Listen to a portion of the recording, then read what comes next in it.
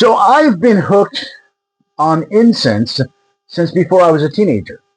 When I was about 10, I remember visiting a neighbor in Los Angeles who was burning patchouli incense cones. Now, this is a stick, not a cone. But this person was burning patchouli incense cones. And I was intrigued by the smell. So I decided to tell my mother about this new sensation. And she quickly warned me that it was used by hippies and was used to cover up their illicit herbal use. It was sort of taboo in my house. Then when I was a teenager, I began making it myself, and I began to sell it at concerts, at the beach, at parties to my fellow Gen Xers. And my love for this stuff hasn't waned at all. But what's its history? For thousands of years, human beings have burned fragrant smoke toward the heavens. It was used in temples, in churches, in shrines, at funerals, at coronations, and in private prayer. But incense wasn't just about the smell.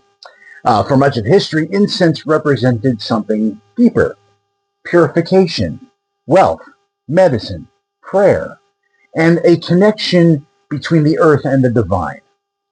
So where did incense come from? Now, the history of incense stretches back at least 5,000 years. Some of the earliest evidence comes from ancient Egypt, as well as Mesopotamia, India, and China. People discovered that when certain tree resins, woods, herbs, and spices were burned, they produced powerful aromas. And one of the most famous was frankincense, which was a resin harvested mainly from trees in southern Arabia and the Horn of Africa. Another was myrrh, and these substances were so valuable that they were traded across continents. In some periods, incense was worth as much, if not more so, than gold. Very quickly, incense became tied to religion. In ancient Egypt, incense was burned daily in the temples as an offering to the gods. In Judaism, incense held sacred importance inside the temple in Jerusalem. The Hebrew Bible even gives specific recipes for holy incense mixtures. In Christianity, incense came to symbolize prayers rising to heaven. And that's why incense is still used in many Catholic, Orthodox, and other Eastern Christian liturgies today. In Buddhism, Hinduism, Taoism, Shinto, all these traditions, incense became associated with meditation, purification, honoring one's ancestors, and preparing sacred space. And that's also endemic of Christian and Judaic tendencies as well, is to prepare the altar for the presence of God.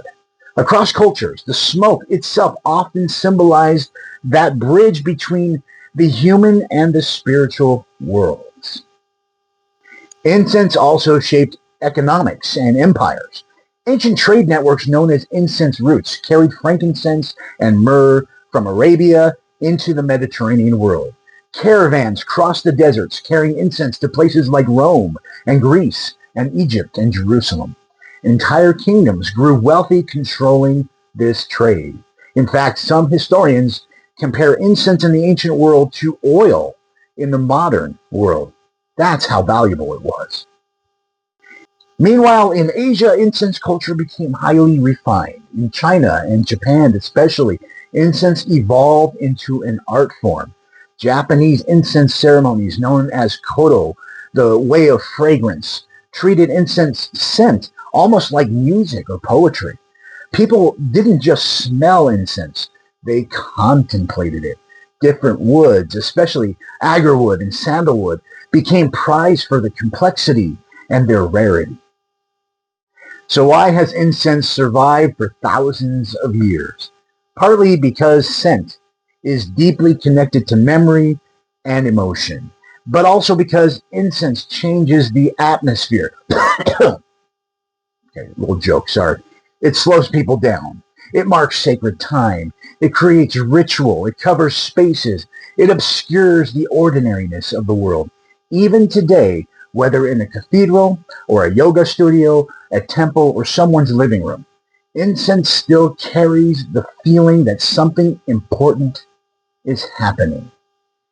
From ancient desert trade routes to Egyptian temples, to Buddhist monasteries, to Orthodox cathedrals, to modern spirituality, incense has followed humanity for millennia. And maybe that's because humans have always searched for a way to make the invisible feel present. What is your favorite type of incense? And what's your favorite type of incense tradition? Let me know in the comments. Like and follow. We'll look forward to seeing you next time.